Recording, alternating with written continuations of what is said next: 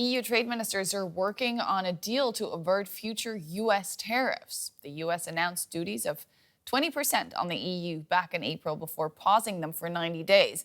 After Britain now managed to strike a compromise with Washington, the pressure for the EU to deliver is mounting.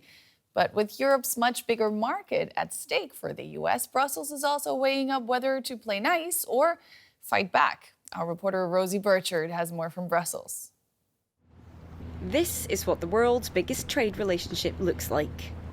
Billions of dollars in goods and services cross the Atlantic between the European Union and the United States each day.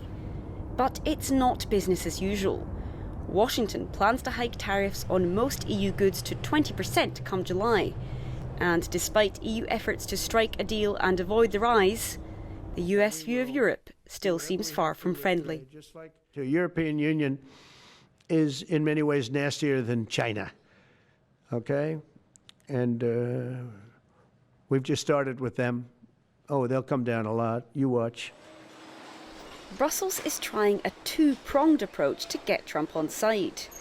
Offer to slash duties on imports like cars and industrial goods, and warn that retaliation will come if negotiations fail. Last week, the EU threatened around $100 billion worth of counter-tariffs on a raft of American products from Boeing aircraft to bourbon whiskey, plus export restrictions on some chemicals and scrap steel. This is the message. First of all, we stand together. I mean, we're 27 countries, and it's very important that we stand together because our market is bigger than the US market. We are many consumers here on this side. So stand together, and now we are negotiating, and I think that will be fine too. Europe also seems keen to show it's open for business elsewhere. We are accelerating dramatically our ongoing negotiations with India. We had very successful meetings just last week. Indonesia, where I had the important VTC yesterday, Philippines, Thailand and Malaysia. But that won't solve Europe's problem now. Though the highest blanket US levies are yet to kick in, duties on EU steel, aluminium and auto exports are already in place, plus a US baseline tariff of 10%. Now it's over to EU negotiators to work out what more Washington wants and what Europe is willing to give. Our correspondent Anchal Vohra has been following the story for us from Brussels. Anchal, European Union trade ministers are aiming for a more ambitious deal than the one Britain has agreed with the United States. What does the EU want then? Well, what the EU does not want is the kind of deal that the UK has got, which is basically that the US gets to keep the 10% baseline tariff, which is essentially the set of tariffs that Trump imposed on all countries. 10% on all goods imported into the US will be taxed. That's something the EU says most members in the EU say that they do not want. What they want, they didn't want any of this trade war with the US, so they'd rather go back to before Mr. Trump was elected and have normal relationships. That hasn't worked out. They have suggested zero tariffs, which means you don't impose tariff on my goods and I don't impose tariff on yours, and that's that. Let's play it that way. The US has not accepted that idea, it seems, as well. So now the EU is saying, all right, let's sit down with a balance sheet. Let's look at what you export and what we export and what the balance actually is in both goods and services.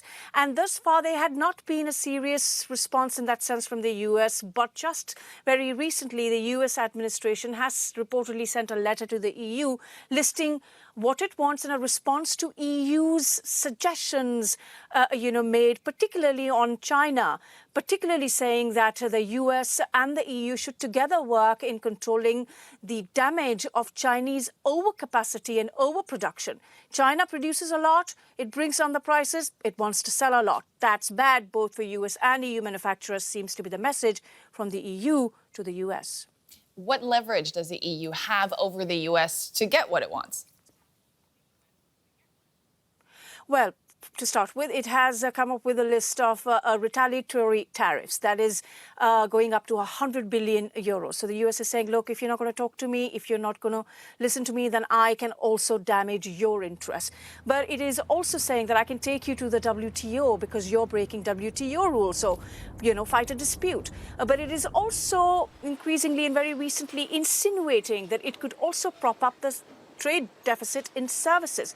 Now, US has been talking about the trade deficit in goods because EU exports more goods to the US, but it is not talking about the surplus it has in services because the EU imports more services such as in finance and travel and insurance. Remember, the international global, the global trading world is based on US's financial plumbing. Now the EU keeps saying it stands united. Whenever there's a challenge, they reiterate that they're a united front. Are they in this case? Well, there are 27 member states, and I don't think I've ever that's ever been the case. It's hard to come to unity, let's put it that way.